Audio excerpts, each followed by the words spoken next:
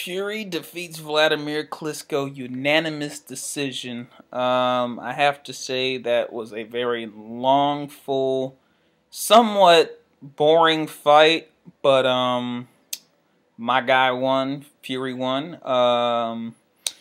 He did exactly what he was gonna say. He said he was gonna do. I mean, he didn't get the knockout of Klitschko, but he definitely did touch up his face a lot. Let's see. I'm gonna just start off at the first round. Fury was really shaky in the first round. He was doing a lot of head feints, just I guess try to confuse Klitschko. Dodge his jab. He was getting thrown out at him. Vlad, like Fury was talking about, he played it real safe. Not really throwing too many punches at all, throwing a jab here and there, but, definitely staying cautious because, he didn't know what to expect from Fury. I gave the first round a draw because it really wasn't really that much action going on. In the second round, Fury was trying to land the 1-2 on Vlad. Klitschko landed a few good jabs. The punches thrown was just very low. I mean, this is heavyweight fighting, so it ain't like we watching welterweight, so the punch output's not going to be that big. But, I mean, even for heavyweights, this was very, very low, And I think at the punch totals, was only, for Fury, were only 6 punches thrown. Well, 6 punches landed in the whole fight so far. Round 3, it was a lot of showboating from Fury. He was doing that, that Roy Jones Jr. rope-a-dope with his hands behind his back, and he was actually kind of doing good with it. Even though I know he's trying to put on a show, trying to put some excitement for the heavyweight division, but I was really hoping these guys were going to go in and bang, real hard. This is heavyweights. I'm expecting knockouts, but, I'm knowing Fury's not exactly a knockout puncher like Klitschko. So, I mean, this is what to expect. Klitschko was trying to, come in with that lunging left hook that, you've seen him throw in previous fights that have definitely put fighters on the floor. Fury was doing a lot of rabbit punches, hitting behind the head. It was terrible. Total punches landed at this point. Fight was only 11 from Wladimir, 17 from Fury. It really wasn't that much action. In round 4, Vlad started to land the jab a little bit. Fury got some pretty good. Fury was doing a lot of jabs to the body. And then there was a lot of holding from Wladimir to try to tire down Fury. Maybe try to frustrate him a little bit.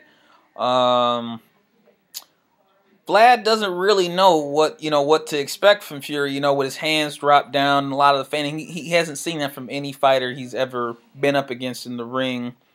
And in round 5, it was basically Vlad was chasing Fury around the ring. It was basically Fury just jabbing him to the face. And Vlad actually ended up with a cut under his left eye from round 5. In round 6, basically the same strategy from Fury, just doing a lot of dancing, throwing a lot of jabs, and moving, doing a lot of head moving just to dodge his jab. Klitschko not really knowing what to do at this point. Vlad worrying.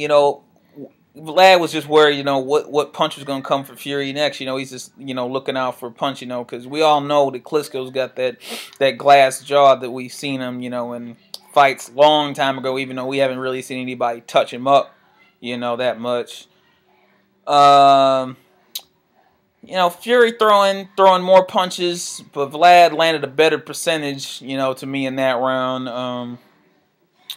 Round 7, Fury started to land more punches with Vlad not throwing nothing really at all. That the cut was starting to look a little bit worse. Fury kept up his jab a little bit more, he's definitely just doing more showboating at that point. I gave that round for Fury. Round 8, Fury I think Fury's movement around the ring is just really starting to frustrate Vlad because he's not used to a fighter, you know, doing this much movement. You know, he's expecting the guy to stay right in front of him, so he got an easy, you know, 1-2 hit target, you know, like he's done to the previous fighters he's fought. Vlad was doing a lot of holding. I don't know why he's trying to hold on Fury, because Fury is like 6'9", and he really wasn't doing much by trying to hold him. He was kind of even just like leaning himself up off the ground, trying to hold him down. Vlad didn't know what to do on the inside, because, you know, I would expect him, you know, being the stronger fighter of the two, you know, his reach not as strong, you know, but he'd have the shorter, more powerful punches in the inside. But Vlad just doesn't know what to do, since he's so used to all these other fighters, you know, just be able to do the, you know, the 1-2 on all these fighters, because that's, you know, because he had an easy time with all these guys, you know. But Fury was different. Klitschko did land a pretty good right hand on Fury. You know, finally get some contact on him. You know, Fury got warned again for the rabbit punching, because he was doing a lot of that in the fight. I want to say he was doing a lot of it because, you know, Vlad kept trying, every time he kept coming in to grab, you know, to clinch, you know, he kept kind of laying his head in. So Fury with the long arms just kind of ended up just hitting him in the back of the head, even though some of them looked kind of intentional, but I think, you know, some of them was also Vlad's fault. You know, in round 10, there was more jabs, a lot more jabs, you know, just touching up Vlad, you know, hitting him in the head, hitting him in the body.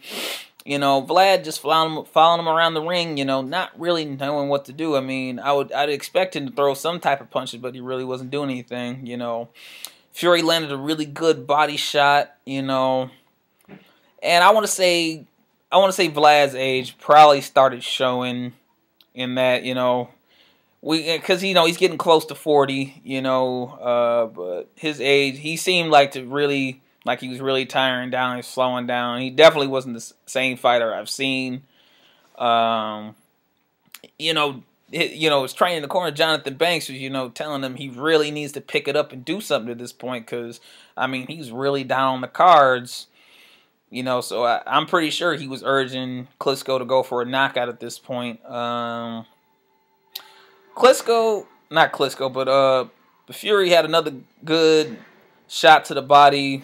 You know, Vlad just seemed like he's just waiting to get that one good punch in, but, you know, Fury's not going to stay still for him just to let him get it. You know, finally, you know, Fury did get a point taken away for that rabbit punch behind the head, because he did do it maybe about 4 or 5 times for, you know, he finally decided to take a point away.